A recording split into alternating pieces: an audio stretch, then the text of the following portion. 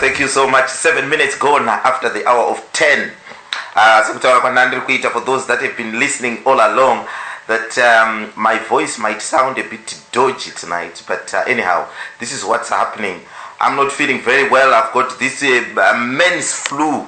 I was told this men's flu, women don't get it. It only affects men. So I've got one. But anyhow, so the voice is a little bit dodgy, but anyway, we'll give the platform for people with good voices like Sekuru, who is keeping himself very warm there in Birmingham at the moment, and Sally in South Africa, keeping them very warm. But anyway, those are really Zimbabwe. This is what we do on a Thursday. For those that are just tuning in for the very first time, this is what we do on a Thursday. We come up with topics that we can, digest and discuss about what will be happening in Zimbabwe, about politics of Zimbabwe. And a lot has been happening since last month. And we are pursuing what's going on and to just gauge the mood. We are hearing that tomorrow there will be a ZANU-PF Congress there in Harare. A lot of things will be happening, so we'll be talking about it next week as well. What might have come out of that. Is Mnangagwa going to name the vice president? Yes, is he going to name the vice presidents? Is it going to be just one vice president, or is he going to mention two, to name two vice presidents? Those are the things that we want to be, we will be looking at and see what happened tomorrow. But anyhow, another issue that we want to talk about is Nyaya ya Tendai Biti and Nelson Chamisa, and also Ngari Vume. They were, seen in fact, they traveled to Washington, D.C. Does anybody know why they took this trip to Washington, D.C., and what was the motives of it and the timing of it? Because I'm hearing that some of the ZANU-PF people are now saying that, you see, these guys have just gone there to persuade the West to uphold the sanctions, which the new president is calling for to be scrapped. But anyhow, that's one of the stories we want to talk about. The second story is about Mugabe traveling to Singapore.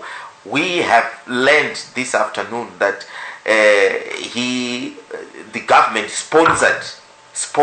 In fact, they paid for this trip for Mugabe to go there to Singapore so that he can be seen by his personal doctors there. He was saying that this was part of the package, a retirement package for the former president, that he will be flown to and from Singapore for medical checkups at the expense of the government. What's your take on that, Zimbabwe? We'll be talking about that in the second segment as well. Let me welcome Vandina Opanareapo. Sekuru, Masquera Seiko Kuriseko ku Birmingham. How is the snow? Has it melted down now?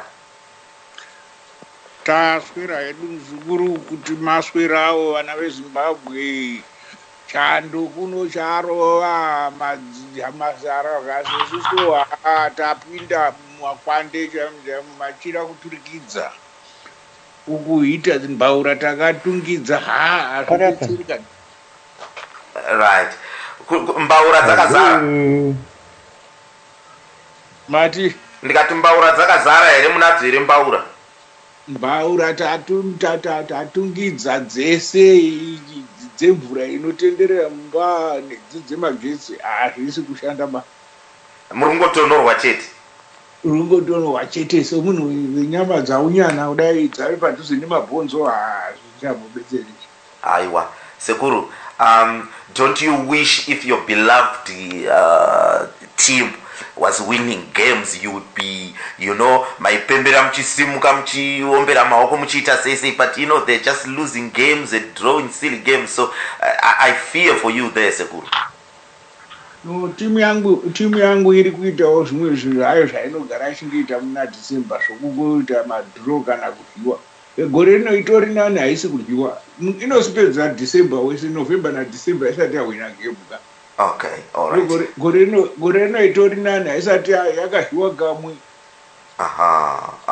Sekuru, I know we've got some serious business we want to talk about here, but are we still on with our bet that you said that the Premiership is going to London and I said it's going to Manchester? Are we still on? Yes, we are still on. We are only halfway through the fixtures. Okay, all right. Okay, no, that's fine. I just wanted to reiterate that. Kuti vanhu vakateerera vaite maumbowo hwangu kana ndakuzodhimanda mbudzi yangu inotsika. Hapana chinombonetsa apa. Tete namazulu maswera sei kujembe duku? Taswera maswerawo.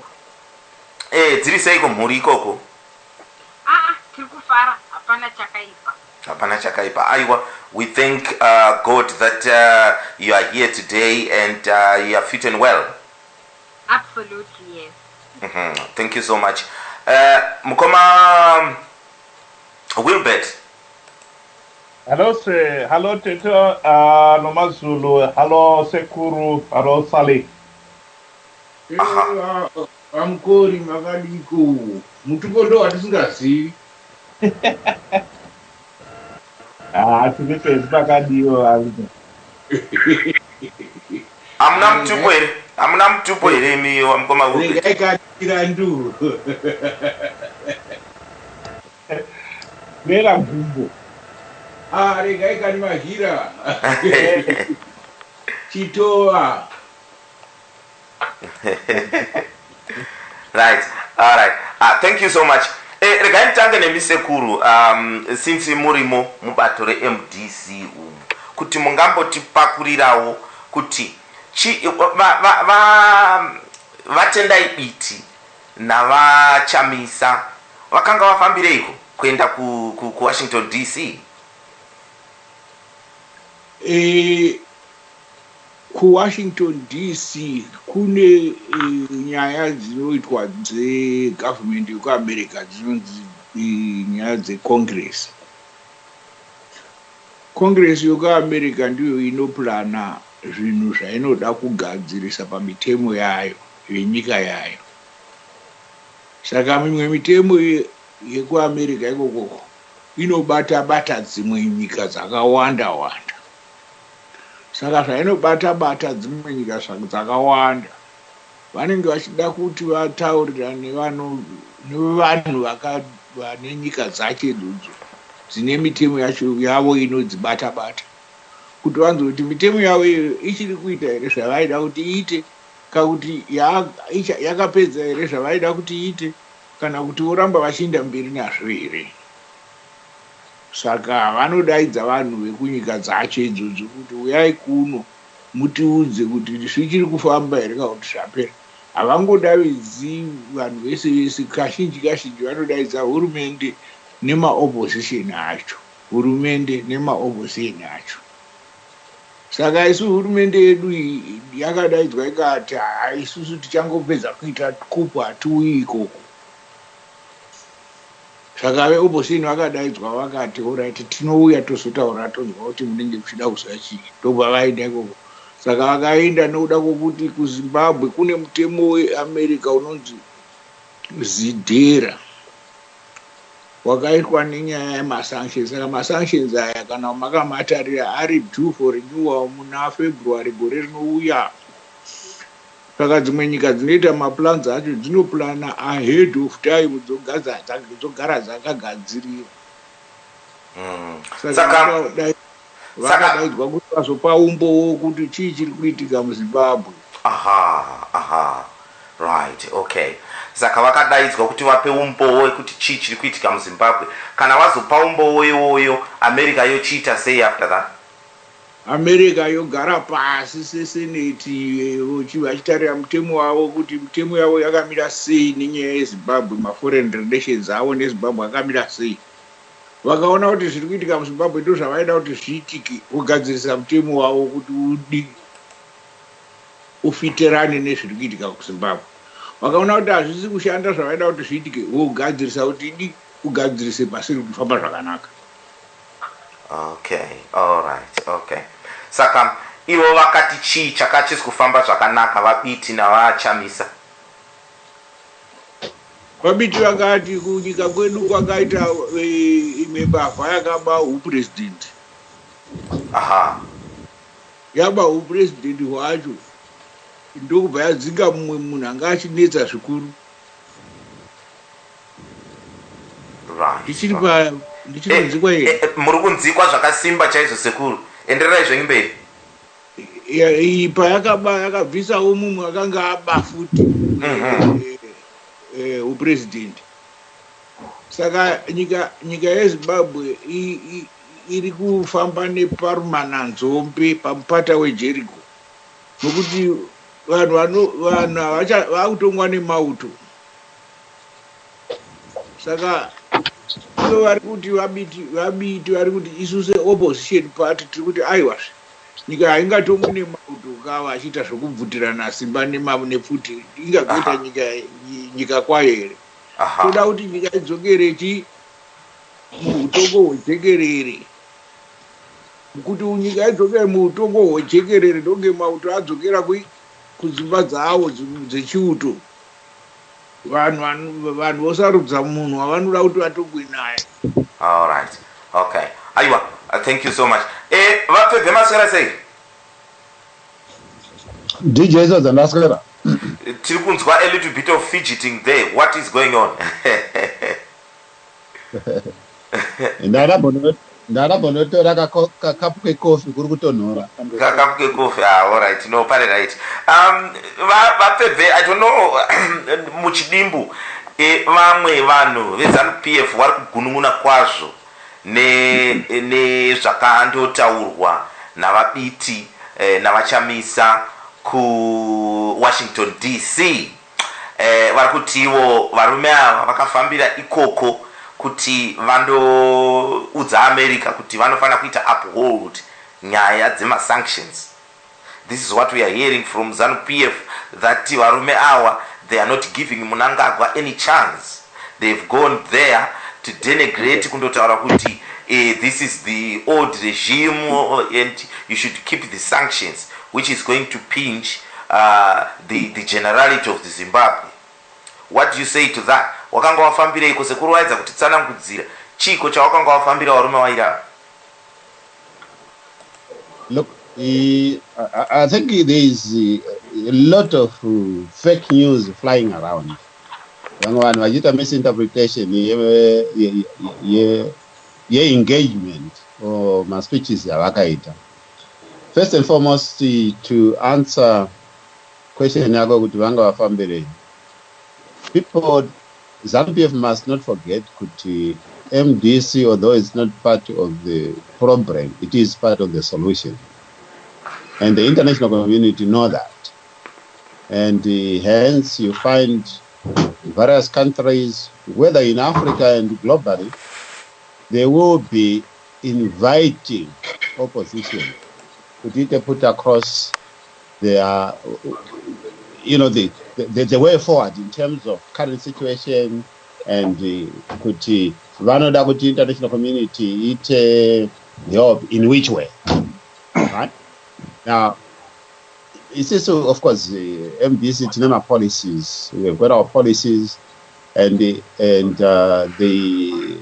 trip Yakaita Wakomano MDC alliance was in line with the MDC position. MDC position is that we are not calling for sanctions. What we are doing at the moment is we are saying that we have got a small window of opportunity, both from a Zimbabwean perspective and internationally, to make sure that tighter support a roadmap to free and fair elections between now and 28. That's number one.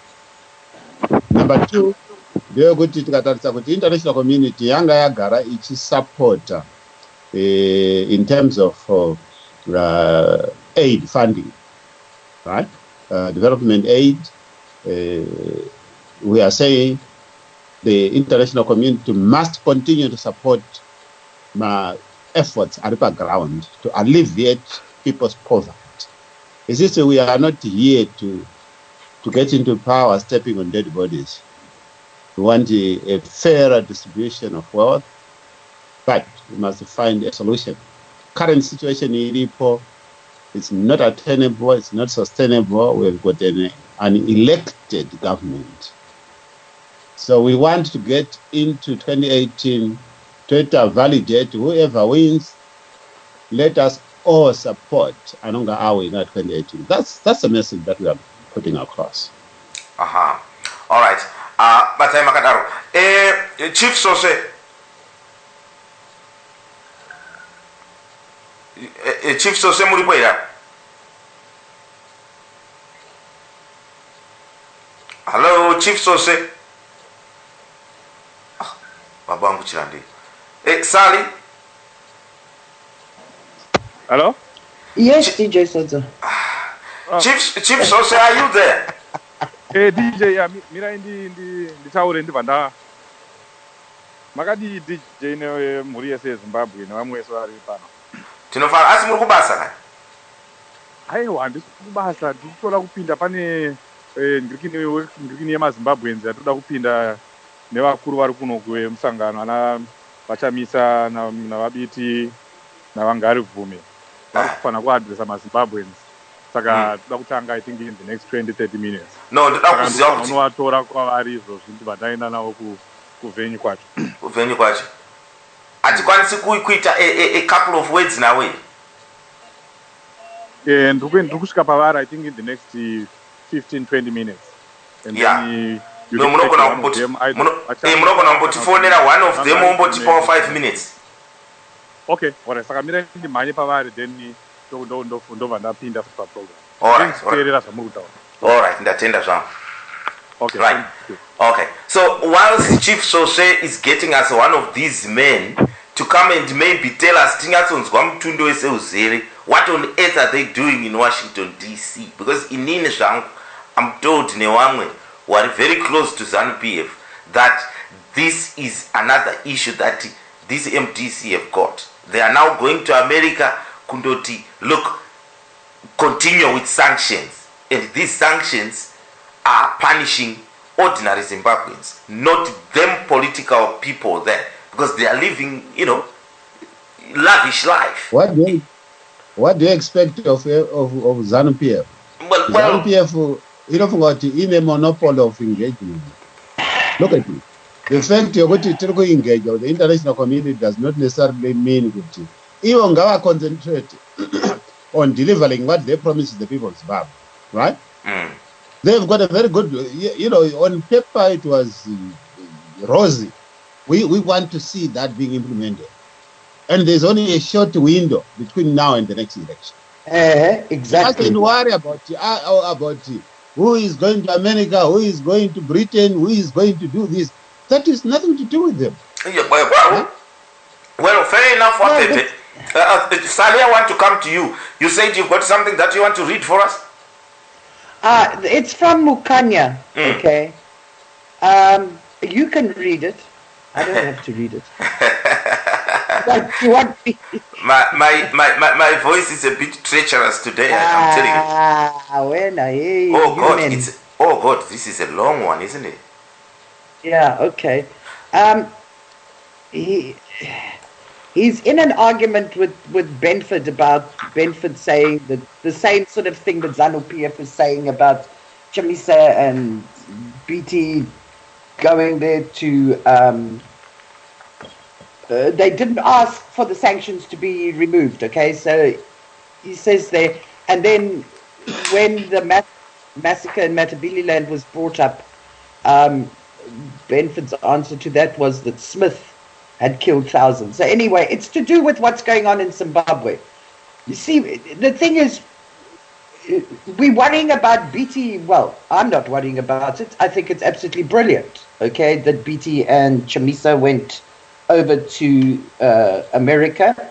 America needs to know firsthand what is happening. We've got an illegitimate government, okay, with a kind of a coup that wasn't a coup, that was a coup, that just might be a coup. that was done by a man whose life was on the line, which is Chiwenga, okay? When he came back, he was going to be arrested and had up for treason. This coup, never forget, has nothing to do with Mnangagwa. This coup was to save Chiwenga's butt. Nothing else. And he happened to be able to use Mnangagwa to put him there. I mean, Mnangagwa was so afraid he never came back into Zimbabwe until the last day. Okay? And there's no need for anybody to lift any sanctions, those travel sanctions, okay? The reason that they affect all the people is because all the ZANU-PF people, okay, that are included in those sanctions are involved in every single business that goes on in Zimbabwe. So therefore, it's turned into a massive thing. Okay? Now, you want sanctions removed. Well, then you better start doing something, okay, about aligning the Constitution completely and utterly, number one. Number two, what the knickers have you got 2 army guys in your cabinet for? Why is the army still on the streets? Are we now under martial law?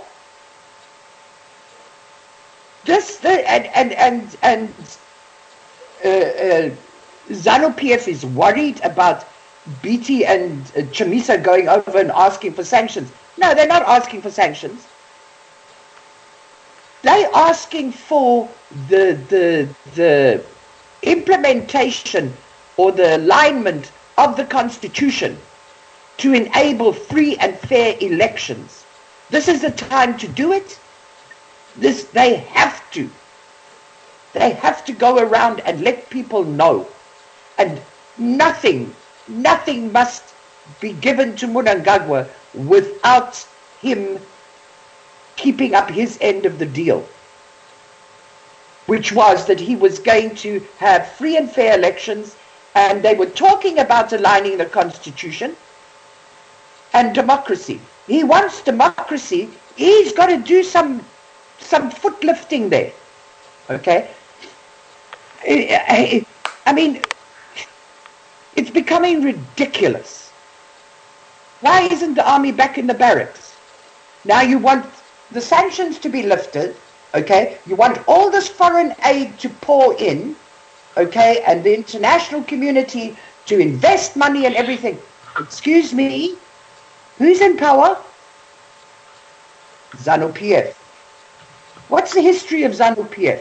The best prediction of future behavior is past behavior. Nothing's changed. You want to invest in Zimbabwe? Yeah, go ahead. But don't cry when you've got nothing back for your investment. Because nothing has changed. And to top it all, we've got the army on the streets.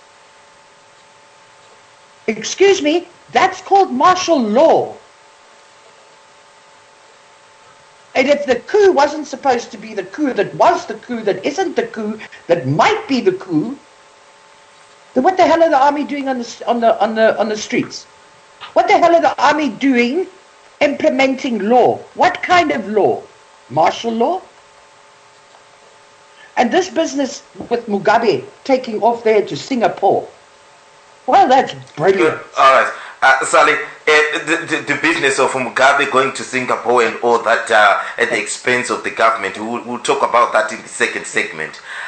We'll come back to you. I'll read what Mukanya said to you in a minute. But let me also hear from Teteno Mazulu there before I go. Namkoma Wilbert. Teteno Mazulu, what's your take on Chamisa and Biti going to Washington, D.C. there?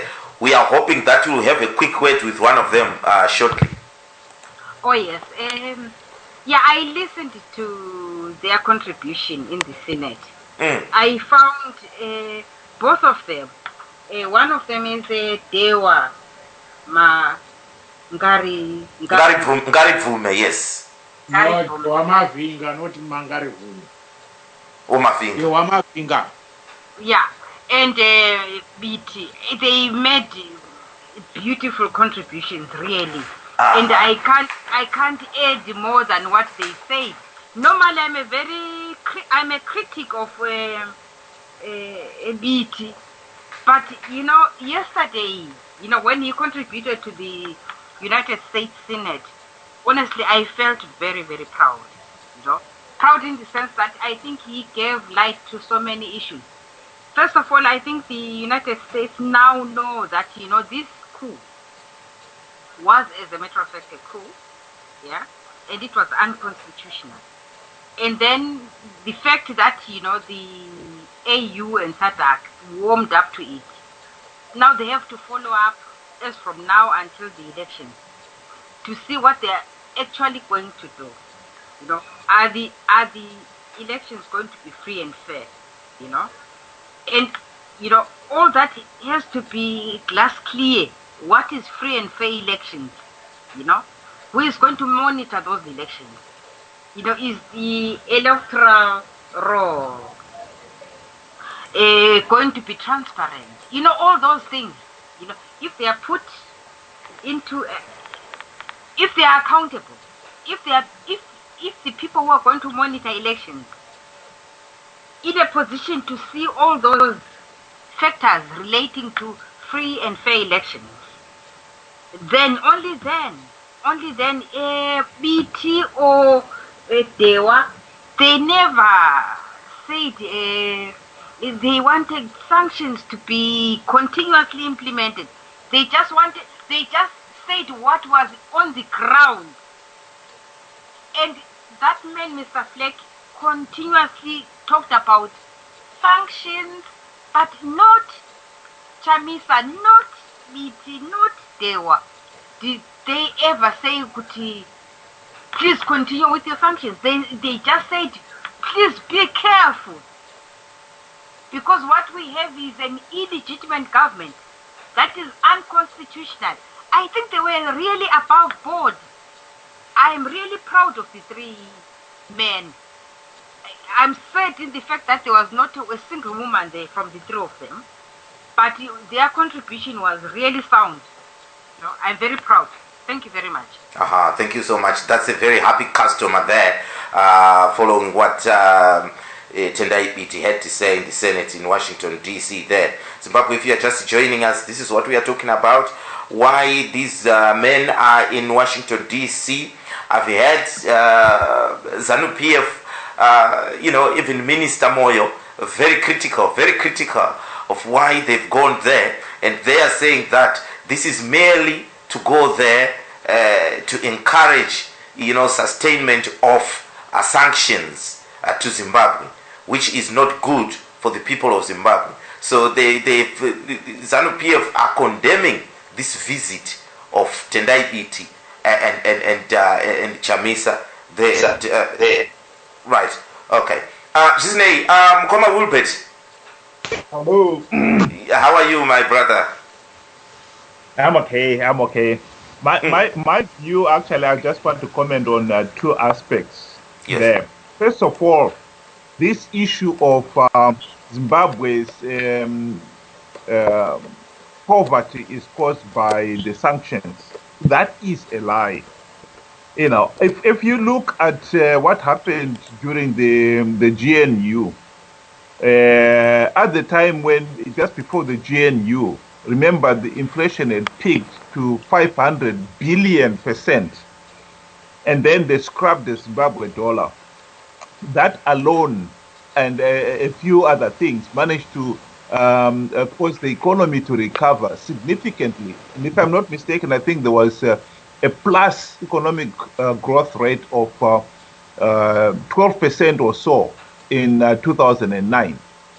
So, in this particular case, you can see Kuti, and the sanctions were still there. They had not been lifted. The economic growth could be achieved with good economic policies and good management and end to corruption and so forth. So they're saying the Zimbabwe economy is collapsed because of sanctions. It's a lie. Then secondly, the issue of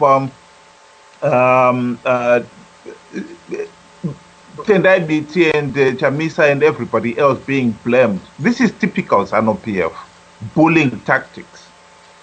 During the GNU, soon after it was signed, Tendai Biti and everybody else in the MDC were all out campaigning for the sanctions to be lifted. ZANU-PF didn't say anything then because it was in their interest. Now, Tendai Biti comes up with a different position, and ZANU-PF is all over him like a rush. This is typical ZANU-PF bullying tactics. ZANU-PF is not the only one that has got the right to talk to, in this case here, the Americans or any other foreigners.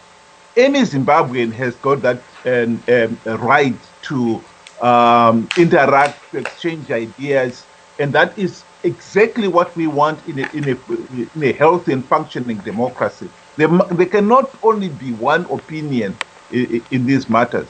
So I think in this particular case, as a Zimbabwean, we should really come strongly and condemn ZANU-PF's bully tactics, and thinking they alone have got the monopoly of communicating with anybody else.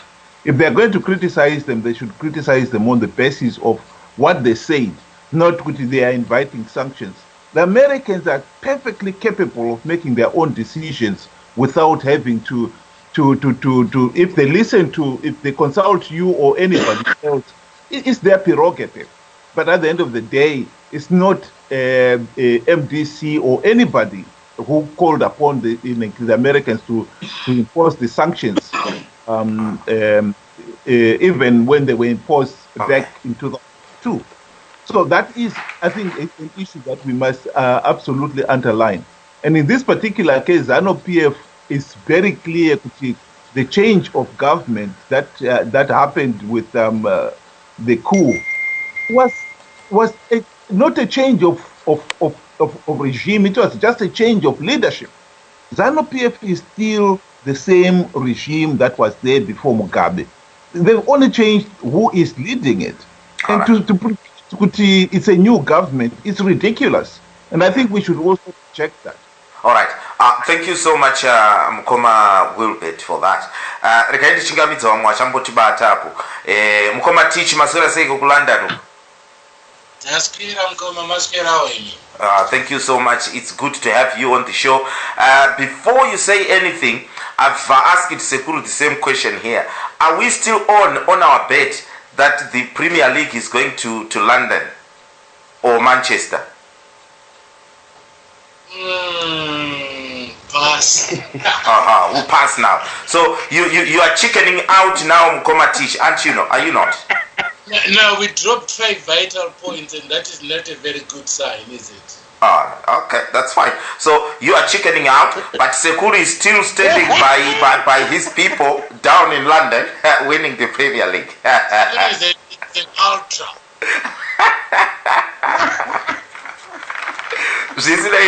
Teach serious business.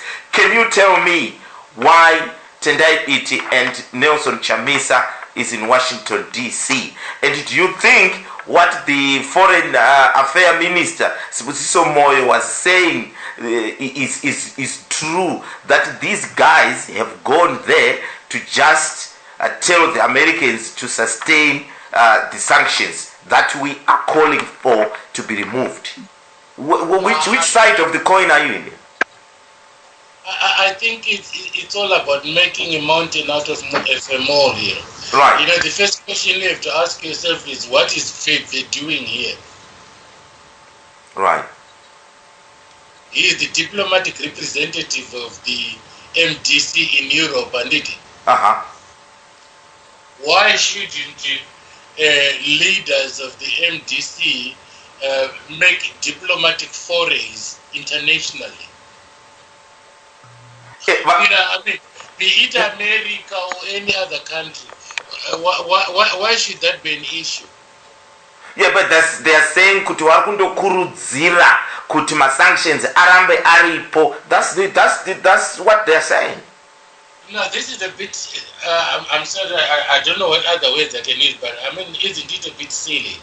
The fact of the matter is, for instance, if you look at the reality, the American government virtually owns 16 or so % of the International Monetary Fund and has got much more veto powers on the World Bank, which lends to poor countries. I mean, we are talking about understanding how the international world works. And if these guys are being called there by the Americans control so much in the world, and if they're going to make any decision, it has to be a well-informed decision. You know, America sits on the apex of world decision making. It would be a very stupid opposition that does not take advantage of this particular diplomatic foray to go and push their own agenda. The issue of sanctions is simply related to ZANU-PF holding credible, free and fair elections that are internationally supervised and whose outcome is not challenged locally. Why is it that hard? If that is the condition that the Americans are putting for, forget all this nonsense and the noises that ZANU-PF is making. The simple question that the Americans have said is that, are they freedoms now in Zimbabwe? Have the reforms of aligning the relevant statutes to the constitution that we all agreed and voted for overwhelmingly been done? It's been 5 years. Mugabe's term was coming to an end before the coup. So at the end of the day, what is stopping us doing the right things for ourselves to a point that foreigners have to continuously check on us to see whether we are compliant to our own supreme law? Where is the problem here? The problem is ZANU-PF does not want to implement what is expected of it, which is an international norm, which is a SADC norm, which is an African Union norm, which is a Zimbabwe norm, which is a global norm. Why are they wanting to continue to be pariah?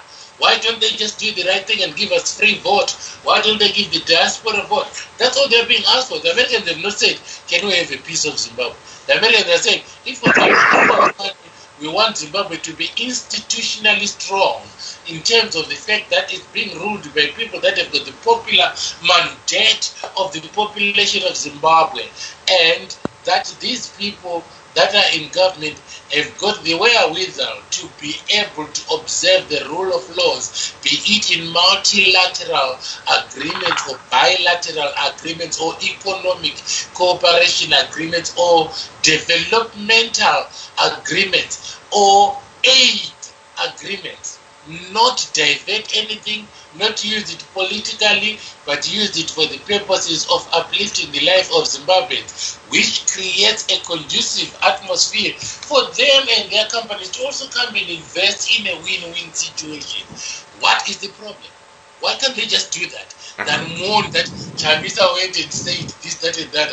Even if Chamisa said, which he didn't, if he had said impose more sanctions on ZANU-PF operators, impose more sanctions, because the people that are suffering at the moment, the same institutions that ZANU-PF abuses to take people to rallies using publicly funded transport from the CMED, from even school buses, King Train, government schools, things from government departments. You know, these are the same institutions. So the sanctions, if you want to call them that, are very clear that we are doing something wrong. And we acknowledge it ourselves. Hence why there was a coup. If everything was lovey-dovey, there wouldn't have been a coup. So if they can do a coup, why shouldn't the opposition go and lobby for its interests to be enhanced? This is the fact of the matter is that the American government, which sits on the apex of global decision-making, found MDC Alliance and their representative worthy of inviting and listening to better than ZANU-PF. That is where the problem. All right, okay. Thank you so much, Komatich, for clarifying one or two things there. Tine vamwe vatinawo vasati vataura apo. Tete Rose ndiri kukuonai, but I want to start na Tete Mashoko apo. Tete Mashoko, how is America today? Hi, tafane chando ndafunga kumusheni. You can say that again. Sekuru he said he's got everything. The whole house is full up. He's got one motor, one mbaura, my heating are on, but still he's cold.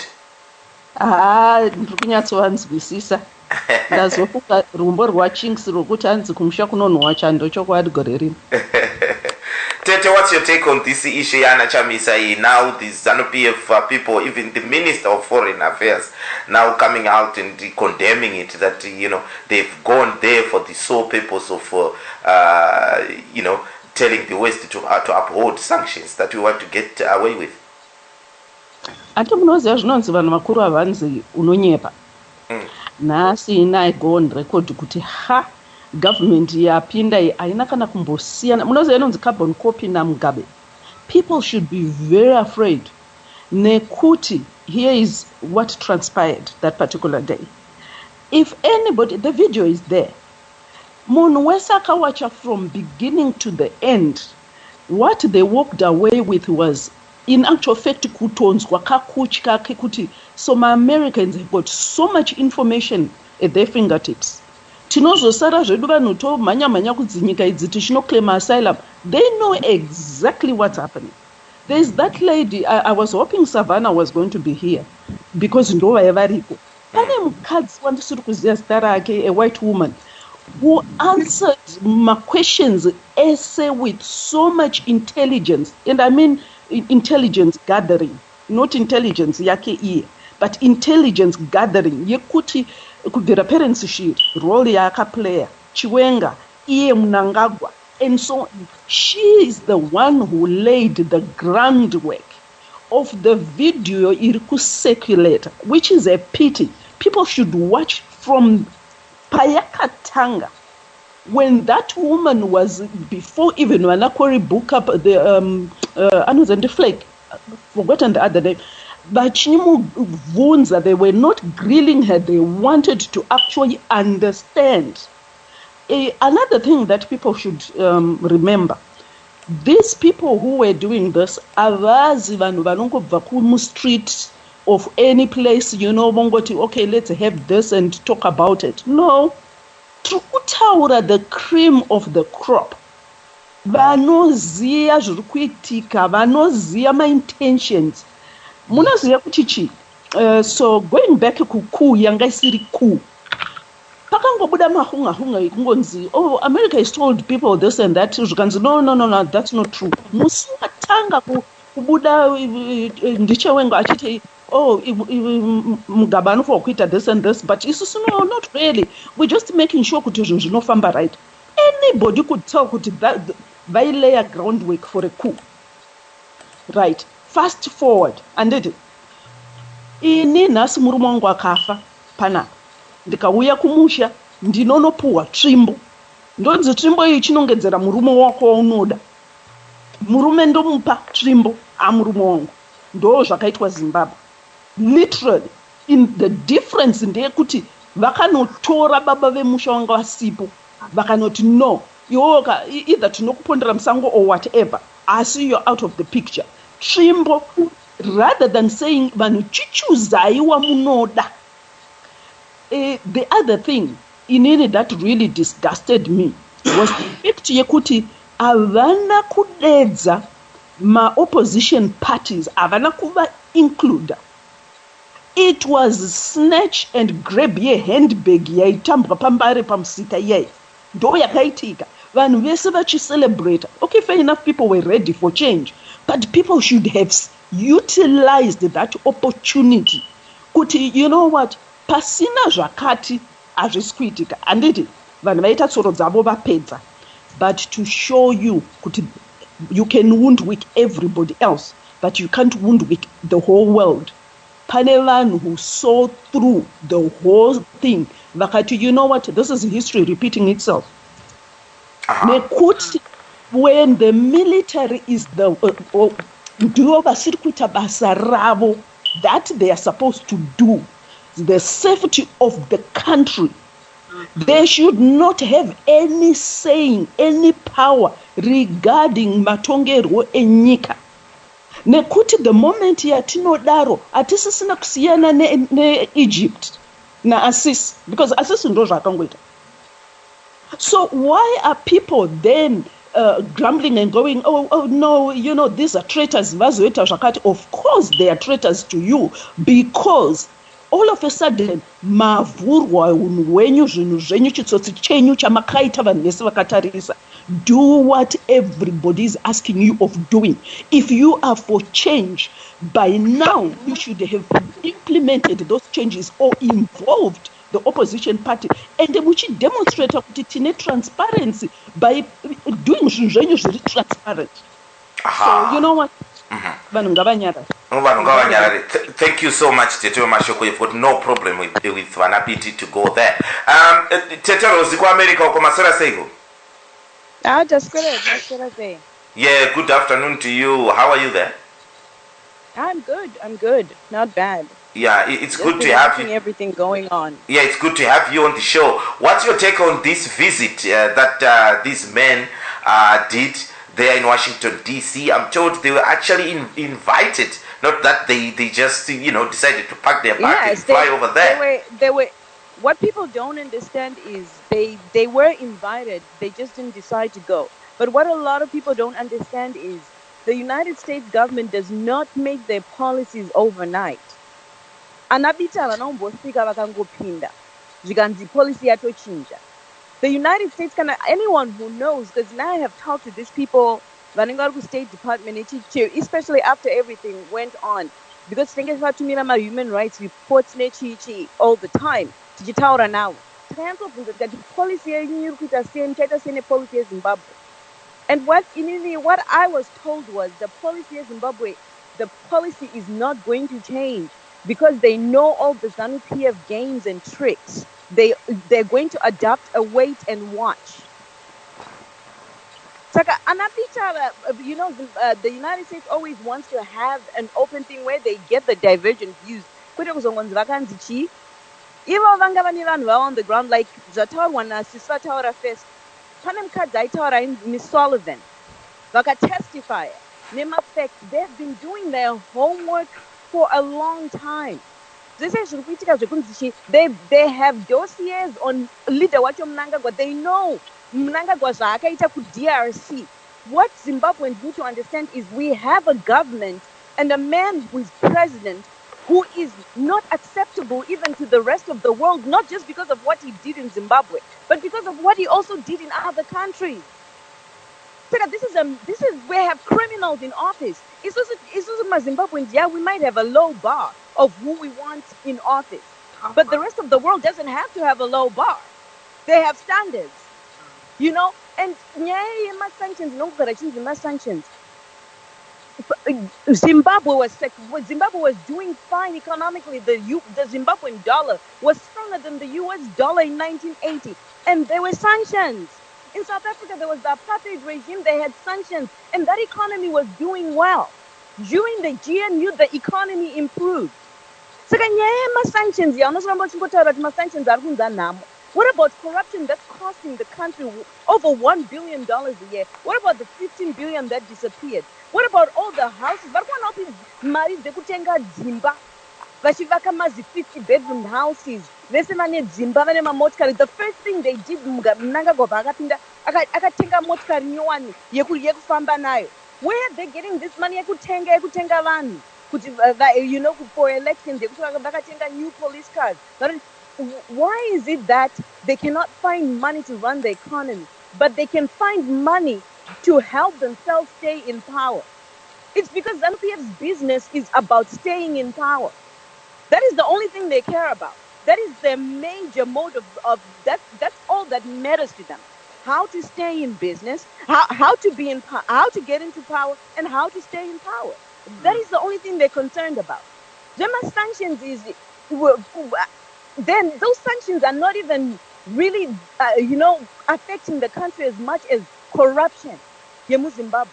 15 billion out of all the people after 37 years, ZANU-PF arrested 3 people for corruption. 3 people. You mean to tell me kubvira kunana Willowville scandal, mascandal ese vakashaya vamwe vanhu vekuaresta. I mean, there is so much that goes on. And then what I really don't understand is most of the people on very diaspora. And then I start asking myself, okay, for those people living in the diaspora, you know, if you're going to buy a car or a house, the first thing they're going to ask you is, and then they're going to check your credit. No, but there are my bills that wouldn't say. They're going to check to do their due diligence, which you can actually pay back this loan. Zimbabwe is over $10 billion in debt. Atibadare anything back. And then we expect people to just keep giving us things. And then they're saying, oh, well, we only want investment. What has been the history of investment in Zimbabwe? A person opens their company, that company becomes successful. The government tries to take it away. Shares. Something. This is a very unstable investment environment. So people are just supposed to keep pouring in. You know, this man did not. This particular government did not come in through the right channels. He was not elected. So the first thing that needs to be done, if they're serious about changing Zimbabwe and building a foundation, is free and fair elections. And one thing I want people to understand, when ZANU-PF wants something done, they get it done. Free and fair elections roadmap, when they wanted to remove Mugabe, they said, this is our goals, this is our target, we're going to get it done by this time. And guess what? They did it. And did it. And Mugabe akaenda. The same thing, nema free and fair elections, what is stopping them? They seem like people who can handle the task when they're serious about it. So they're not serious about what I'm seeing is they're not serious about reform. They were serious at playing, at looking like they were reforming, so they could attract people to come back into the country, so they could continue stealing resources. Okay, Tete, thank you so much for that. Zvandakuita panapa toda kuti ndimbopinda muchitoro Zimbabwe, but ndisandadaro I feel obliged kuti ndiwerenge this message that was given to Sali by Mukanya. I don't know what's happening with Mukanya. Mukanya, if you are listening, you can always call us as well on the show and participate. Now, I'm not feeling very well. My throat is killing me here. But anyhow, I'm going to read it because something here. We have to share it. Let me read what he says here. Kwanziko, I'm not sure comparing what Smith did and Gukura Hundi is appropriate. If you want to go that way, this is why Smith and Rhodesia Front were not allowed to rule Zimbabwe again, and that should equally apply to Mnangagwa and ZANU-PF. I do not think we should equate MDC's winning with the fair execution of elections. You know, Benford, there has not been free and fair elections for a very long time. If Emmerson Mnangagwa thinks he can win, why just he put in place conditions for free and fair elections and shame the opposition? Why should he not return the soldiers back to the barracks? This is not much to ask. People have suffered for a very long time. 6 months is not too much in order to get a permanent solution instead of having a pseudo-temporary solution. Remember, we had a GNU government which amounted to nothing. The opposition is just doing their job. In fact, MDC equating free and fair elections to their winning. It's the same as Mnangagwa saying ZANU-PF will rule you never. Oh, where am I? Mnangagwa saying ZANU-PF will rule you whether you want or not. Both Mnangagwa and MDC do not deserve our support. They need to earn our support through a legitimate election. On a worrisome note, ED packed his cabinet with the ZANU-PF oligarchy. Oh, Jesus. Nobody should derive comfort from this.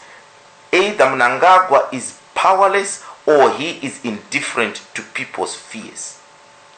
Either way, it is not good for him. Past behavior is always a good predictor for future behavior.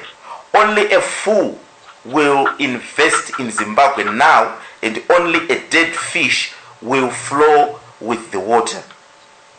When it comes to Mnangagwa's current actions, they are not reassuring at all.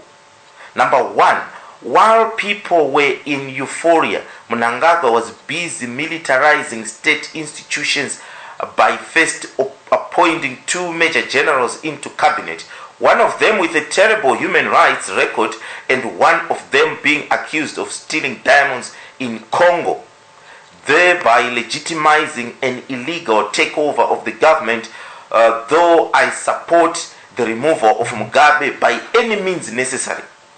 But he should have quickly reverted the government to civilian rule. It is important to note that this coup was not intended to enable Mnangagwa's ascendancy to Zimbabwean presidency or to save the Zimbabwean people. Rather, it was motivated to save General Chiwenga, who was about to be arrested and lose his job. Number 2, Mnangagwa's first presidential action was to institutionalize Mugabe's birthday as a national holiday.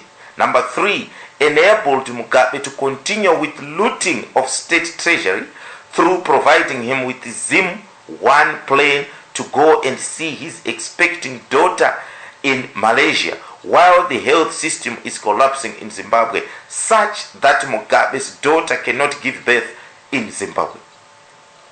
Providing him with state security apparatus on his private properties.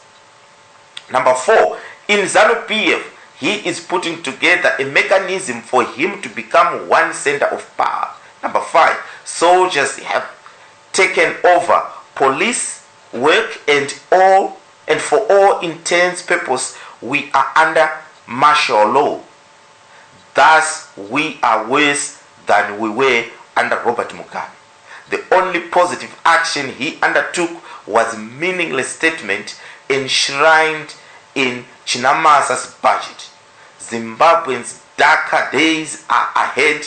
We have to be more vigilant than ever.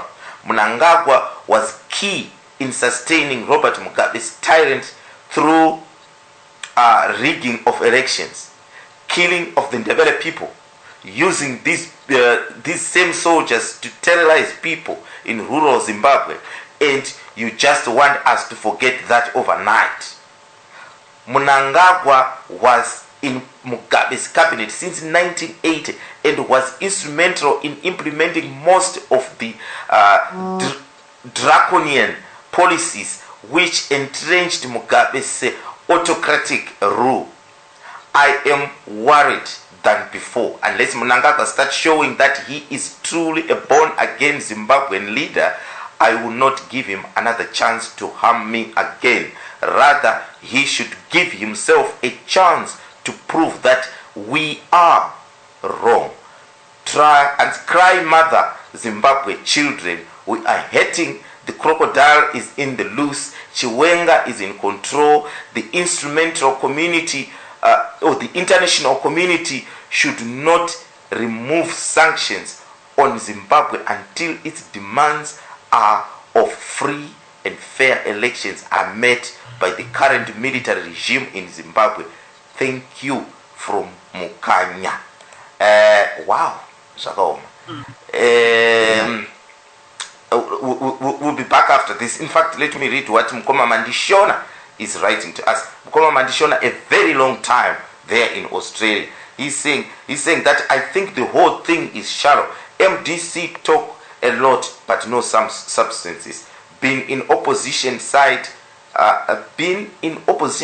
doesn't mean you have to oppose anything good that the new government is doing. I think being in opposition doesn't mean you have to oppose everything good that the new government is doing. After that, I want to know what's your take on this business that Mugabe is still allowed to fly out of the country to go to Singapore, to go to Malaysia, but my expenses are actually battered on a government. Apparently, Charamba said this afternoon that this was the agreement for him to step down, that he will be given those privileges. We want to hear from you guys what you think.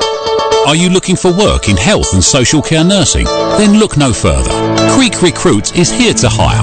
Creek Recruit offers temporary, permanent and contract placements to great prospects like you across England. Give us a call today on 0333 222 4027. That's 0333 222 4027. Or email us at info@creekrecruits.com.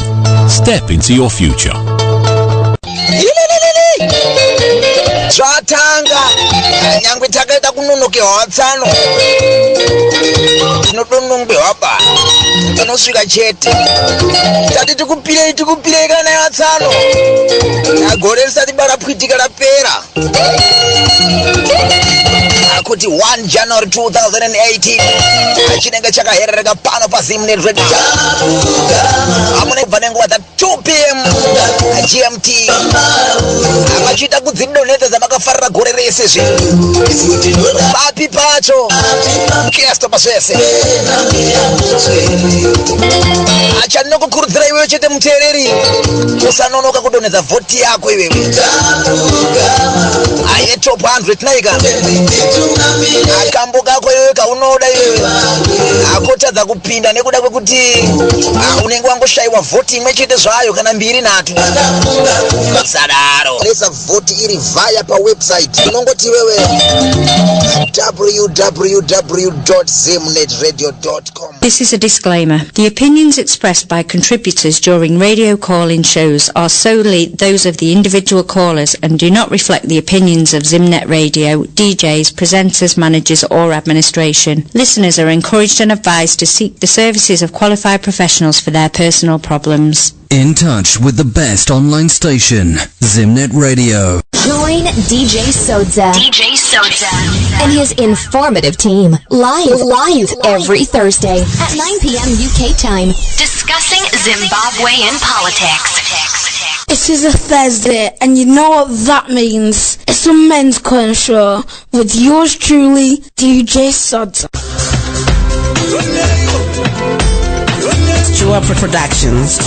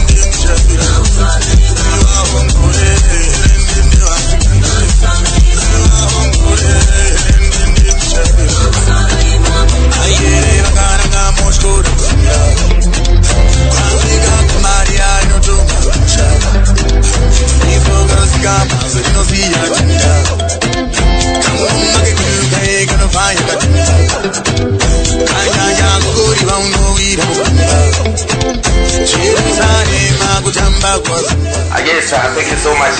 That is Ja Praiser there with a wonderful track. Once kutonga kwaro gamba. It's 11 minutes after the hour of 11 kuno ku United Kingdom ya Zimbabwe. Titsukutaura zvedu isusu nyaya yekuti isusu ko vakanga vambofambireiko kuenda ku America uko. It looks like the majority of people are saying they are well within their rights to go there. They were invited there.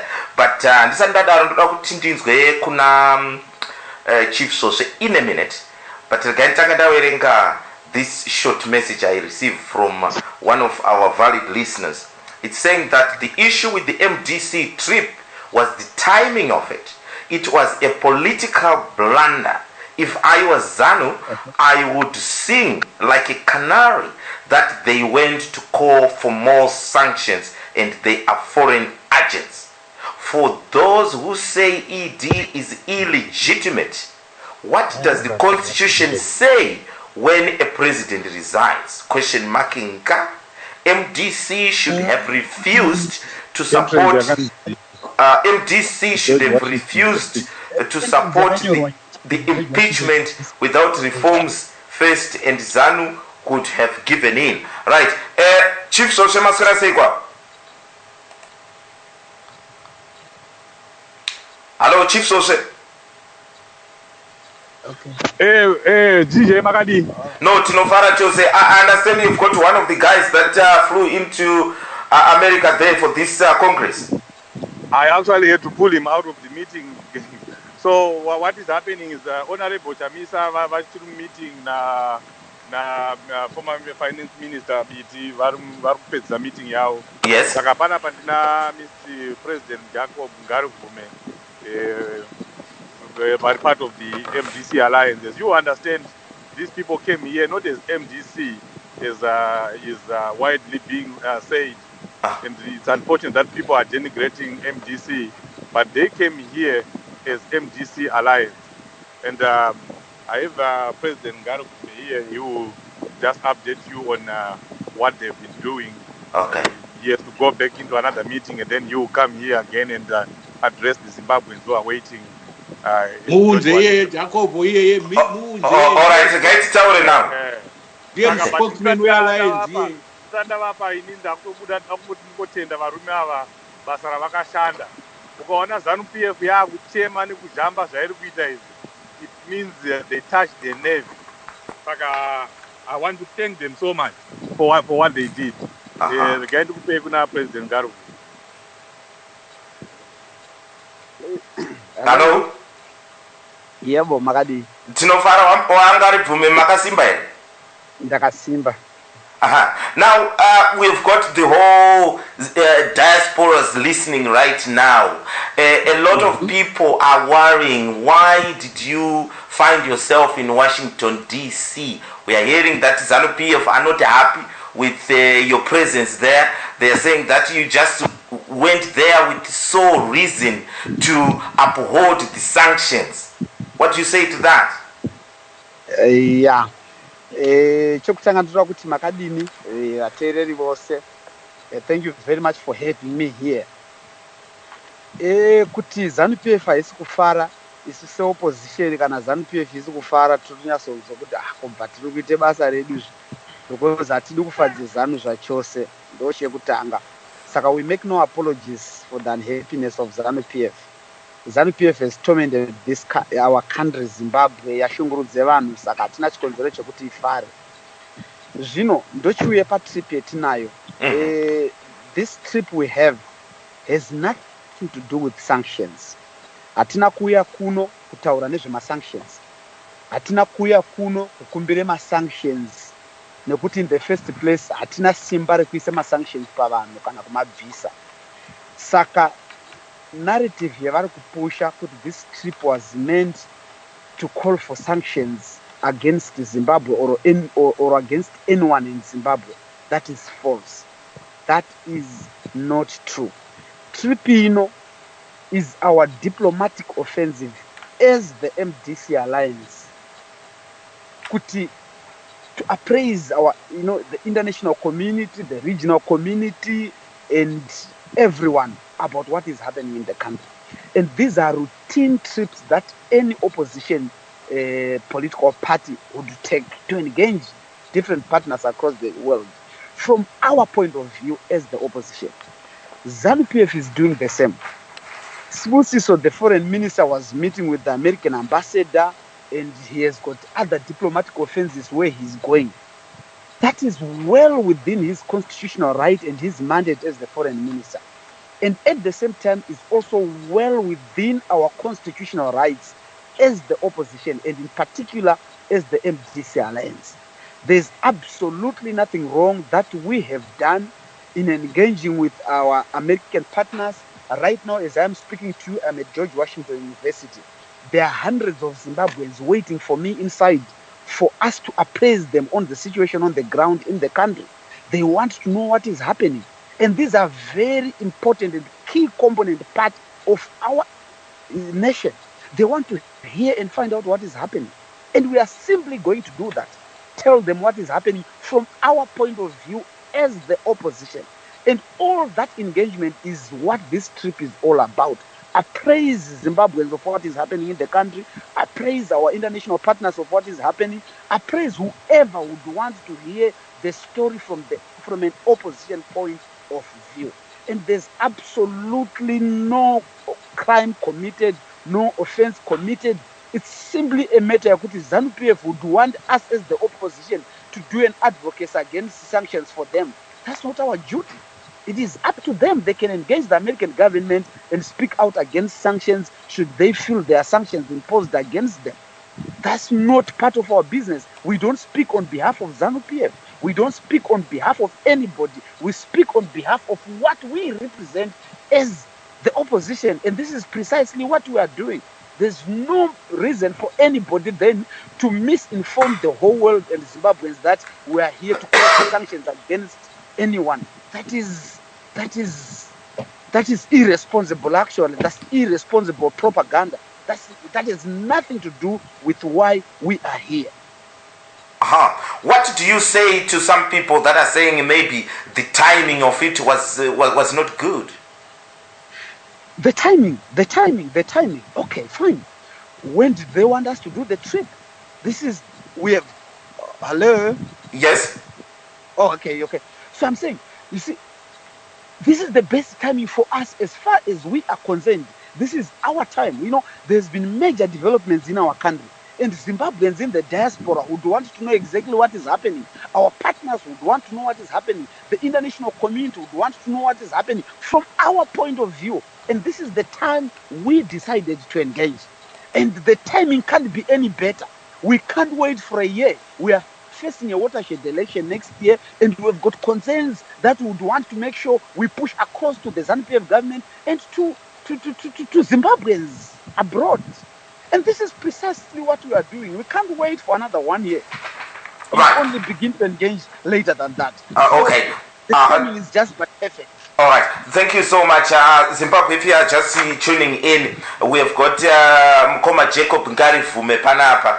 Vari kufamba navabiti navachamisa ku America uko ku Congress kwavari kutaurayo kuti basically they are just there to tell the American partners what's actually on the ground in Zimbabwe there, and they hadn't gone there to impose, to encourage this imposing of sanctions to Zimbabwe. Sanctions, they've got nothing to do with sanctions. Basically, that's what they're there. Now, Mkoma Jacob, muri ikokoko, what are the consensus? What is the outcome of this trip? The outcome of the trip is good. You know, the people we are engaging have a far clearer knowledge of what is happening, and they have a far clearer understanding of what we are calling for. We are calling for a roadmap, establishment of a clear roadmap to a free and fair election next year. There are certain benchmarks that we are calling for to make sure that they are in place to ensure a free and fair election. Zimbabweans in the diaspora have been crying for the diaspora vote, and we are engaging them so that we discuss and come up with a common way forward to say how is it possible, even at this late hour, to achieve that. So, according to our point of view, the trip has been very successful. And mind you, this is not the only trip that we are engaging. We've got other emissaries in SADC who are right now engaging our SADC partners. And we've got emissaries in the African Union who are right now engaging the African Union to know the point of view of the opposition vis the events happening in the country. And that process and that engagement process is happening at different levels. And of course, I happen to be part of this team, which is here in the United States. But the role we are playing is no different from the team that has been dispatched in SADC. So there has been a lot of understanding in terms of how we view the events that are happening in our country, and also the benchmarks that we expect to a free and fair election, which is a very important program which we want to push to ensure a free and fair election next year. Okay, right. Thank you so much, Mkoma Jacob. Anyone has got a question for Mkoma Jacob there, Papanela? Yes, please, Sekuru, go ahead. Sure. Makadi tinofara nezvamuri kuita ikoko. Maita Sekuru ndinofara. Mubvunzo wangu ndowekuti diaspora vote inofana kuva game changer panyaya iyi. Muri kuita sei nayo? Tiri kuda kuvhota isusu. Good. Izvozvo Sekuru ndo precisely point yetiri kutaura kuti diaspora ine vanhu about 4 million Zimbabweans who are living outside the country. And there's no way any reasonable government can ignore the voice of 4 million of its voters and its potential voters. Saka izvozvo ndo imwe point yatiri kunyanyopusha as we are engaging Zimbabweans in the diaspora. And also as we are engaging other governments, it becomes very apparent that the diaspora should have a right to vote. Saka tinotoda zvachose hakuna nyika inorambidze vana vayo kuvhota. Tinotoda kuti Sekuru vote yenyu tiri kutoida kuti mavhota zvozivikanwa whether yaende pana Mnangagwa, whether yaende pana Tsvangirai, whether yaende panani. It's your right to cast that vote, and we are precisely pushing for that. I have got a question. Yes, Pindai Zenitete no Mazulu there. Yeah, question nangu iri kuenda kuna Mkoma Ngari Vume. Yeah, how are you going to make sure that the elections are free and fair? How are you going to make sure? How are you going to make sure that the diaspora vote is going to be done? Especially in the free and fair elections. It's good to say that we are going to have free and fair elections, but how are you going to prove it? That they will be free and fair? Exactly. Right. You see, Tete, izvozvo manje ndo those dynamics dzokuti how do we ensure a free and fair election? Ndo dzimwe dzenyaya dzatiri kukurukura. Because pa free and fairness of an election, pane zvinhu zvakawanda. Zvimwe zvacho zvinodiwa before the election, to make sure that environment yedu yava clear, to make sure that media yedu yanzwa freed up, especially state media, according to the constitution. Ngarivume has a right to appear on national television in as much as Spusi Somoyo has a right to, in as much as Mnangagwa has a right to, in as much as President Morgan Tsvangirai has got a right to. So, all those are important things that we need to ensure that we've been speaking to international observers to say, international observers should not come to Zimbabwe on the day of the election or on the week of the election. They should come way in advance and look at all the ground games and the ground rules. Are they in place? That is very critical. And even also, you need to know the issue of biometric voter registration.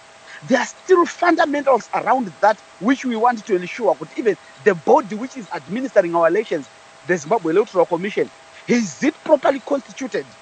Because Rita Makarao resigned. We've been speaking against the militarization of ZEC. And would they put in her place George Chiweshe? So we want to make sure that all of those are things that we want to make sure that they are well in place on the ground, so that our partners in SADC, our partners in the West, our partners all over, they need these benchmarks and look at them before, during, and after the election. And more so, should we win the election as we expect as the opposition, we also know the last time and who did the preemptive coup? It was the military. It was a preemptive coup against the MDC, which had clearly won that election. What will they do again this time? And would need the support of the international community to stop all those things. So in as much as we are calling for a free and fair election, but even if after we win, we need to make sure that we have a system and a machinery in place to make sure that there is smooth transfer of power. And our partners in SADC, in the AU and all over, this is the role they should be playing to make sure that we achieve a free and fair election and a smooth transfer of power thereafter. I'm sorry, you did not answer me. I'm sorry you did not answer my question. How are you going to make ZANU be able to implement free and fair elections? Are you going to force them? Whichever it is. Are you going to force them? You see, we'll push them in the country. We'll push them on the ground. because kuti vabvume BVR, it was because of the demonstrations we did under NERA. So this is the language they understand, and this is the language we are going to continue to implement against them. And even we are also here to put pressure on them, just like as you can see, they've been feeling the pressure. So we'll be putting pressure abroad, we are putting pressure at home, we are putting pressure in the sea, we are putting pressure in the oceans and in the air. And wherever we can put pressure against ZANU-PF to agree, we will do that. Right. DJ Sodza, mine Yes. is not a question. Okay, yeah, but it's Mukoma ngarivume ndi Elliot Feb. Mukoma Feb, I'm right. Very good, my brother. Yes, mine is not a question, but is to congratulate you for doing a splendid job, a diplomatic offensive, and I think that's the language that ZANU-PF understand. This is why they are panicking. And I think you are aware that my office has been doing the same as well here. Good. So yes, let's continue to press the buttons, and victory is certain. Good. All right. Ask a question there, DJ. Okay, Punzation. Just 2 questions, Jacob. First of all, on this issue of sanctions, if the Americans were to ask you tomorrow, you and your fellow delegates there, should they lift the sanctions that are already imposed on ZANU-PF or not? What would be your answer? And then the second question, just a follow-up to what my sister there, Nomazulu, was trying to say. Does the MDC alliance, if you come up with the red lines, in a way you will say, if this and this is not done, we are not going to participate in these elections? Or are you still have an open-ended where you will participate regardless? Okay. The first one, to say, what would you say if you asked whether the American government should lift the sanctions or not? Let me say, in the first place, we are not the ones who placed the restrictive measures against the ZANU-PF government. I think the American government, if they have restrictive measures against certain individuals within the ZANU-PF government, there are certainly certain things they are looking forward to, that if they change, and then it is well. But if they haven't, then they won't remove those restrictions. And I think that decision will have to come from the American government and their engagement with the ZANU-PF government. I would definitely and surely not speak on behalf of the American government, and I don't even know how they would react to events that are happening in the country, whether it is ripe for them to remove those restrictions or otherwise. I think that entirely rests with the American government and their engagement with the ZANU-PF government. But are you saying MDC Alliance doesn't have a position on an issue like that one? On an issue like what? The issue of... Yeah, I mean, if they were to ask you a simple, direct question, should we lift the sanctions or not? Are you saying the MDC Alliance is going to turn around and say, we don't know, make up your own mind? I mean, Mr.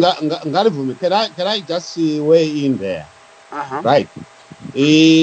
Look, that question, both the Americans will never ask that question. Okay, I'm responding. I've been with the EU at the moment, right? Because in the first instance, we didn't influence. We didn't tell them to bring about targeted sanctions. So we are not part and parcel of the solution as far as targeted sanctions is concerned. And all they are doing is they are inviting the opposition, which, okay, tell us what is the situation, current situation, and what you want the international community to weigh in the future, right? Nothing to do with the sanctions. If they want, even if we say, look, we want the Americans to remove sanctions, we don't have any power to do that. So at the end, look at even in during the government of national unity, right? Absolutely. The government of national unity tried to engage with the international community to lift even the targeted sanction, and that was not done. Mm-hmm. Okay. Because we put them in this place. All right. Absolutely. Okay. Thank you so much. Musati Maenda Mkoma Jacob, there's a couple of questions coming from WhatsApp. Let me just say, those who wants to participate through our WhatsApp platform, you can do so. My WhatsApp is 0798 4455 349. That's 0794 0798 4455 349. This one is saying that what's your position on immediate pressing matters such as cash shortages in Zimbabwe and pressurized the health system? Mm-hmm. Okay, sure.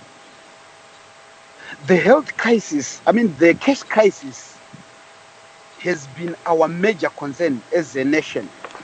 And it was further compounded by the introduction of bond notes, which obviously,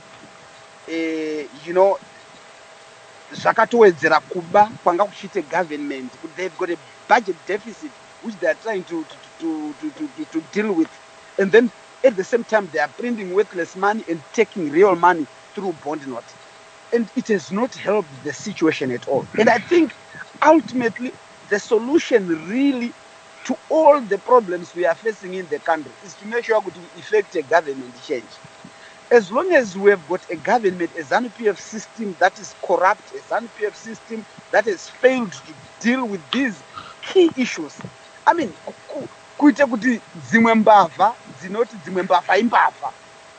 And then when the game gets to that point, it doesn't help.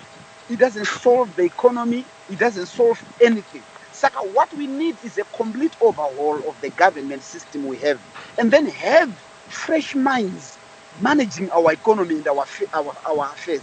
This is precisely what we are offering in the opposition, and specifically as the MDC Alliance. We are saying we need a new generation of leaders. We need a new generation of leaders to take over the country, and then we can look into our health policy. We can look into our education system, because the police, CIO, soldiers, army combined, they've got $1 billion of a $5.1 billion budget. What does that mean? What does that mean? I'm told inside people are waiting for me, and they've been waiting for long. So Thank you so much. I think I really have to move and to that, because people have been waiting. One quick one. Program panel. Sure, I think let's arrange with Tawanda. That should be fine. Okay, sure. Okay. So, thank you. All right. Thank you so much. Zvatapita panapa rekaitida iso tichataura navo vadzokora kuti tingakwanise kuvaunza zvakare here mangwana or sometime before they travel back to Zimbabwe, because there's a lot of questions. Yeah, because there's a lot of questions that people have got. They're still throwing them. Someone is asking, did they engage the Zimbabwean people and the ED government before engaging the USA government? That's what someone is writing to me here. But anyhow, do you want the answer to that one? Yeah, you've got the answer, Segur. Do you want the answer to that one? Yeah. Yes. No one here. Yeah. Let me read you a clip here, let them boycott elections, arguing that they want reforms. But we are saying, let them continue to boycott these elections while we continue to rule. We will continue to rule this country despite them shouting about national electoral reforms.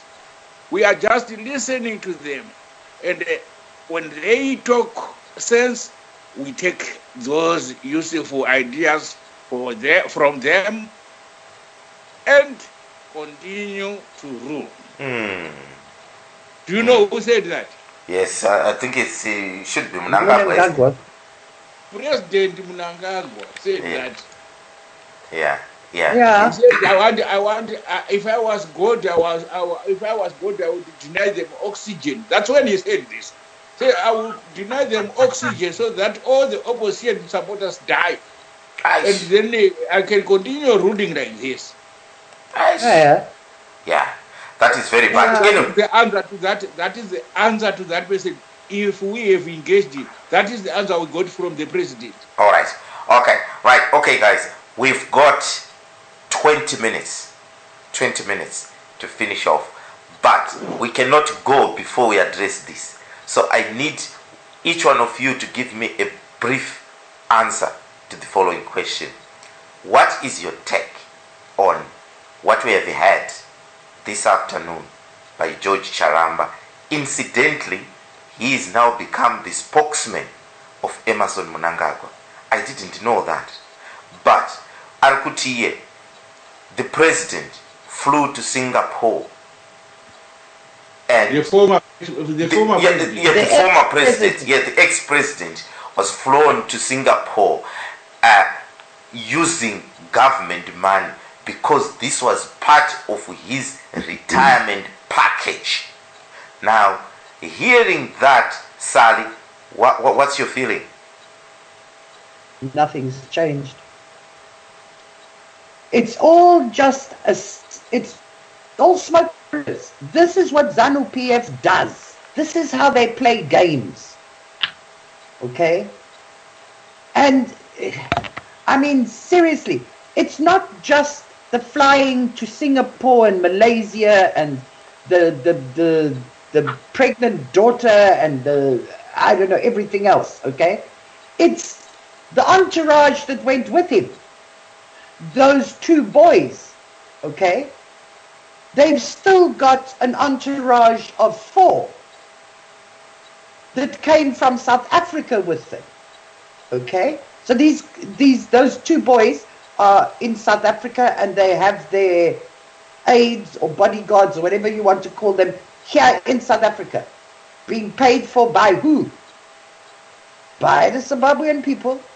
What about the very high army presence on all of Grace's land, okay? And the daughter's house that she's building there. What about all of that? Where is all the money coming from to still support this man and his family? Because nothing has changed on the ground in Zimbabwe. The queues around for the bank are bigger now than they were before. So, all right. Okay. The money's available. Yeah. But for an ex-president and his entourage. Right.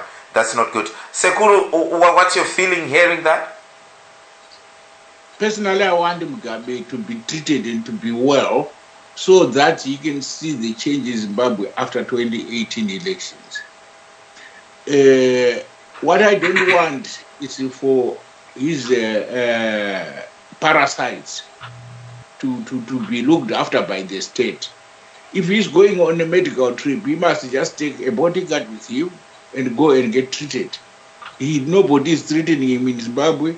Nobody is treating him outside Zimbabwe. What's the worry about? But that doesn't mean I want him to be denied his perks as a former president. I want him to enjoy that. I want him to wait to be alive and watch what we will do to our country in 2018 when we win. And then he will be green with envy. That's what I want. Okay, Sekuru, thank you so much. Tetanoma Zulu, what's your feeling? Well, it's absurd. Seriously absurd. Because, you know, we don't know Kutiningi 15 billion yakaenda, you know. This man is already rich. So you are putting 10 million from somebody who has got 15 billion already. We don't know. Perhaps it's not him who stole those 15 billion. But he has got billions of money. And then Moisa 10 million on top of what he already has. You know? Kune poverty kumusha inonua. Every corner of Zimbabwe inonua ne poverty. You know? So, nothing has changed really. The way Sally put it, She said nothing has changed. It's just the face that changed. Looting goes on, This is daylight looting. So you differ with Sekuru there, who is saying, the government should sponsor him to go and to get treated in Singapore. You are saying no, he's got enough money. This man, he can pay for his bloody ticket. Absolutely, this is exactly what I'm saying. Has not changed. Those who are looking for a signal, I'm sorry. Okay. Possible but the lights that you saw at the end of the tunnel. Right. Okay. I think it's Sekuru on board with a noise. Okay. Yes. Thank you so much, Teteno Masulu. Nkoma Wilbert. Yes, I think Mugabe, as a PEC, ordinarily there is nothing wrong with an ex-president having those PECs. But in this particular case, we know Kuti Mugabe was never really elected by the people of Zimbabwe. So my take on this one is, this is again another situation where when there is a real democratic government, change of government in Zimbabwe, people have got to look at what Mugabe has been doing. And if he found that he had been rigging elections, those PECs must go. And even some of the looted property must be recovered. So you don't think it is a good idea for the government to pay for his trips to Singapore? Well, at the present moment, to be quite honest, there hasn't been any change of government, because this is still a ZANU-PF government and the looting still continues. And there's really nothing where ordinary people can do about it. He was given an incredible PEC from Golden Handshake and so forth, from what we have read.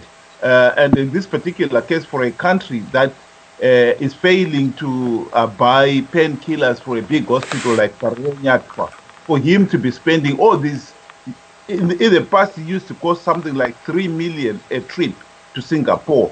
For him to continue to be spending that kind of money in a country that is totally impoverished, is not on. So this is not on. This is not on. That's what I'm saying. This is totally unacceptable. There is this a package he was given is because he was given by his own cronies, who are themselves incredibly corrupt and incredibly rich as well.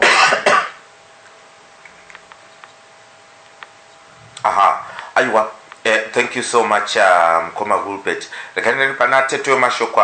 Teto Mashoko, upon hearing this development this afternoon, what's your feeling? You know what? Imineni anditi toenda zvedu tonouraya vanhu vedu, tonovafutsira, tovatorera zvese zvavainazvo. Nyangwe zvedu tikazova nemadiscrepancy ekuti ndiani anofanirwa kunge ari mukuru, asi masecrets edu anoramba ari chi agreement yedu yezvitunha inongoramba iri intact. Unless somebody has got a hold on you, haumbofa wakaita give in knowing what's at stake the way he is doing.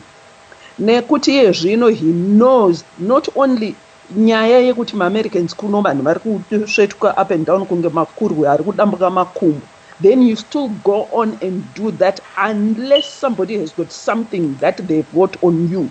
Chavanoziva kuti handisi kuda kuti chibude, so you know what, I'll look the other way. So this is exactly what people have been saying all along.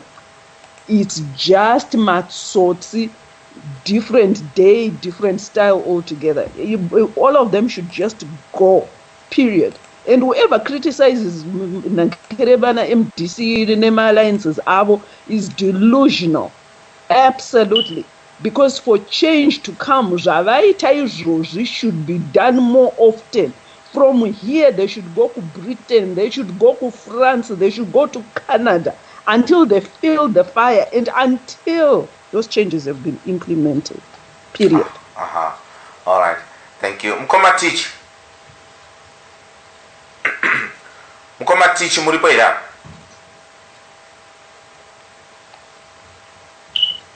Hello, Mkoma Teach, can you hear me? Yes, I can hear you. Yes, Mkoma Teach, upon hearing what George Charamba had to say, I didn't know actually that he is now the spokesman, the president's spokesperson, is he? Yeah, it's a permanent position, isn't it? Babangu Chirandevi. Now, he came out today and said Kuti Mugabe is going to Singapore and the expenses is on the government because this is the arrangement that was made for him to resign. What's your feeling on that? It's constitutional. Okay. The constitution, it's a pity. I didn't realize we were going to talk about this, but I'm going to quote it. It actually says a retired president is paid the same salary as a sitting president. Wow. Yeah. So, that's the law. If we have 10 ex-presidents in Zimbabwe, will be paid they would have, it's actually specified point for point. They will have an office staff, including a secretary for themselves. They will have state protection for life, and they will have their pension for life, and they will have various other subsidized personal bills like power supply, water, electricity. I think they will also have other servants provided by the state, like gardeners. Yeah, they have housemaids and stuff as well. Yeah. So it's actually constitutional. Okay. And also, hang on a minute, and also, when Mugabe dies, Grace then gets, as a pension, half of his salary. Yeah, there is such a provision, but I'm not too sure how that one works. But as long as he's alive, he gets the same as a sitting president. Yeah. All right. Okay. I'm lost for words actually. Right. Okay. Okay, that provision is conditional on the president not taking up any public office. Yes. The retired president not taking up any public, because those benefits fall away immediately when he takes up any public office or any job or any occupation that pays him, like even becoming a director of a company or something. Yeah. Okay. But Mukoma Elliot. Yes. Apart from this constitutional thing I'm being told here, that a government, a former president, will enjoy the lavish life, as he wishes, flying to Singapore for medical checks, whereas me, a Zimbabwean, cannot even have a paracetamol at Parengatwa there. It's shocking. But what's your take, Mimi? How do you feel, after what Mugabe has done to the people, and to find that now we can pay for his, flight, whatever, with his delegation to Singapore? It will. Yeah, I think you need to understand that, yes, within the Constitution, all that is within the Constitution, but it also assumes that the president abode on his own accord, either by resignation or he served his 2 terms as maximum. Now, the next question is criteria Mugabe. Now, the problem is, then he may argue that this was a negotiated settlement. The Agatwa impeached, it was going to be a different thing altogether. But because Aga resigned through a negotiated settlement, it will then still fall within the Constitution. Unfortunately, that's the reality. Okay. It is a sad reality, but it is the reality that is covered by the Constitution because of the way he actually departed office. So, if your man, Morgan Richard Tsvangirai, yes, won elections next year and become president, and come out and say, to hell with you, Mugabe, you looted millions and millions of money from people. If you want to go to Singapore, we're not giving you any penny. But if you want to go to the avenues or to Parenyatwa, we support that. See, in Zimbabwe, we are not sponsoring you to go to Singapore. Would that be unconstitutional? It will be very, very, very unconstitutional. The reason being that if we suspect he has committed a crime through either corruption or looting, then let the law take its course. So it's not for either President Morgan Tsvangirai to pronounce that. It is up to the law of the land. And justice, whether even a criminal is accorded a chance to defend himself or herself, isn't it, before the law. So the law will have to take its course. Yeah, but he's got immunity, hasn't he? No, when you have retired, you are immune when in office. No, but that was part of the deal. No, but it's part of the deal with whom? With the military. I understand what you're saying. But what you are saying is that was part of the deal, but it's not within the Constitution, is it? It's not within the Constitution. No, it isn't. So they can have a gentleman's deal, arrangement, but that is not that's not the law, is it? So then, could they still take him? Could a normal citizen then take him to court? Indeed. Yeah. Yes. If there are grounds for that, yes, you can be taken to court. So then, what does the immunity? The immunity serves nothing then. No, the immunity is against prosecution for crimes he committed as president of Zimbabwe. When he did anything in the name of Zimbabwe, that cannot take him to court. Okay. But if he borrowed money from you and is failing to return, he didn't borrow in the name of Zimbabwe. Yeah. So you can take him to court. Okay, cool. All right. And mind you, the reason why that was also factored in was to try to pacify, so that my president has had to dig in, vachitywa kuti vakabuda papower, then they will end up in jail. So it's a situation whereby, okay, 2 terms maximum, and then with a bit of benefits to cushion you up, so that you don't fall on hard times. And because many of the leaders in the world, especially in Africa, they cling to power for fear of the unknown, outside power. So that was one of the reasons. Right. Anyway, thank you so much. I never thought I would survive the show today, but I've survived it. It's 5 minutes before midnight, so the show ends here. But let me tell you, I was on the phone to Osia Chipanga this afternoon, and he said that he is on the verge of releasing the hit of the century. The hit of the century, he said, in the coming weeks and months. Apparently, it's called Gumi Remitemo Yamwari Yakazara. Gumi Remitemo Yamwari Yakazara.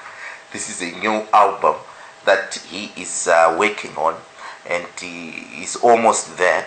And he'll give us the track here, and we can play it on the show.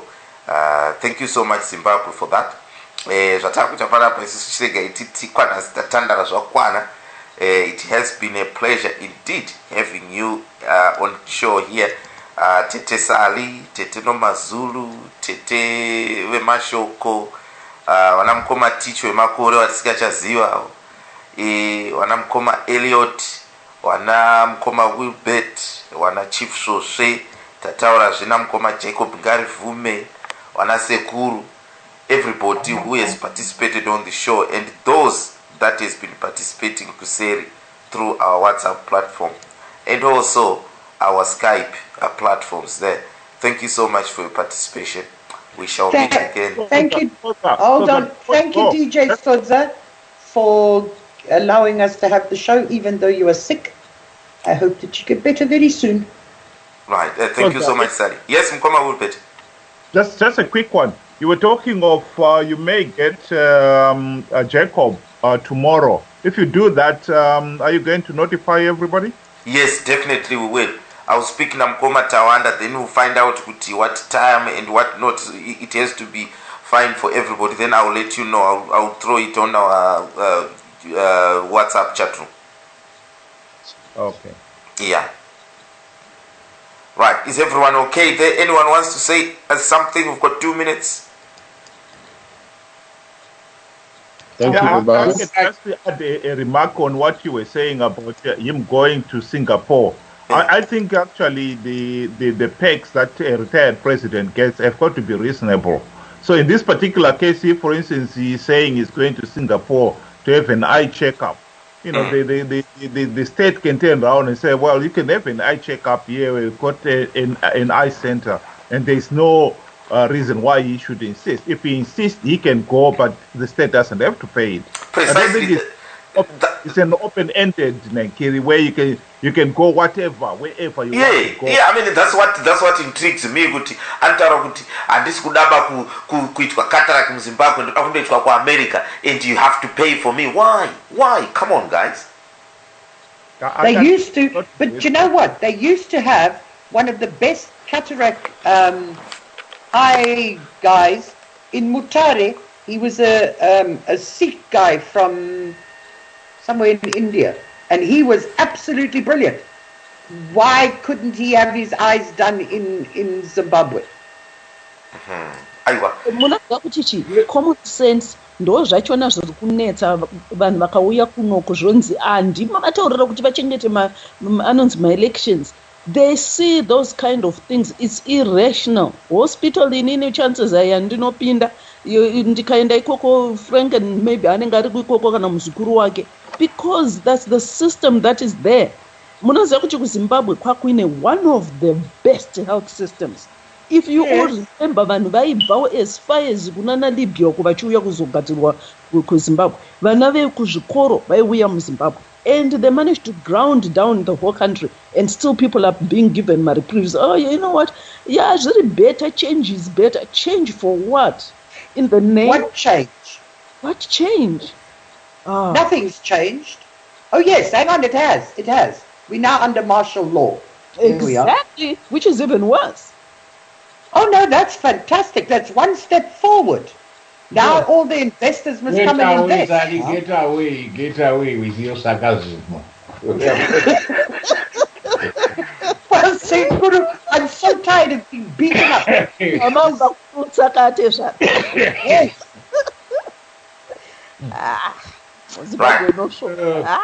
Okay. Risney, Moria Zimbabwe, thank you so much. Tosangana musikamu zvimwe zvinotevera ndokusira makateerera kambo kubva kuna Paul Madzore. Hanzi iko vana veZimbabwe varamba zvemadhisi nyongorose. They are saying no to this pathetic disinyongoros. Sekuru, what is a disinyongoro? Disinyongoro zvakabva muchirungu. I think it's haphazard thing. If I say disinyongoro to somebody, would they be insulted? Because you are saying like you are a scatterbrain, something like that. Oh, goody. Oh, lovely. I've got another swear word if I can keep my false teeth in my mouth when I say it.